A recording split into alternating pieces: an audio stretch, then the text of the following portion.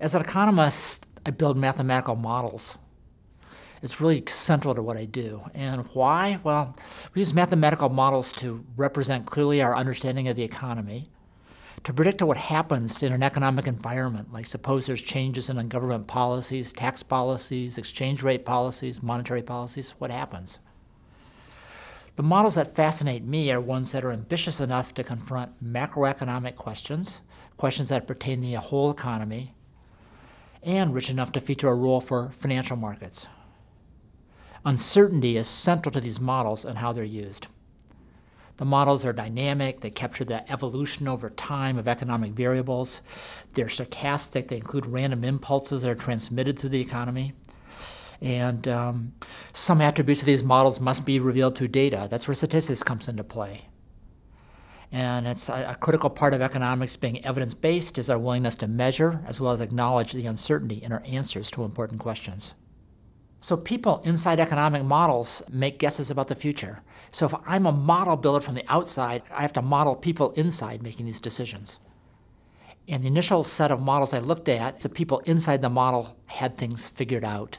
They didn't know the future exactly, but they could write down, they could make guesses, probabilistic guesses about what was going to happen. Whereas I, the outside analyst, the statistician looking at the model, wasn't quite sure whether this was the right model, whether it had all the right ingredients, whether it might have been missing things, and the like. The outcome of my research and that of others was that puzzles emerge. In scientific disciplines, when we use models, they're not right. They're wrong. They have mistakes. They're not perfect. By their very nature, they're not perfect. How do you use a model in a sensible way? That's another aspect of uncertainty. How do I take my simplified view of the world and adjust it to the fact that it's not quite, I know it's simplified and it's not quite right. So this broader notion of uncertainty, I thought, which added a potential richness to this entire endeavor. Here I found it very valuable to again draw on multiple literatures. Statistics, decision theory, control theory, all these allowed me to look at richer characterizations of uncertainty. I want to push it beyond the kind of simple-minded notion of a coin toss where we know there's a 50% chance that you get a heads or a 50% chance that they're getting tails. There you don't know outcomes, but you know probabilities.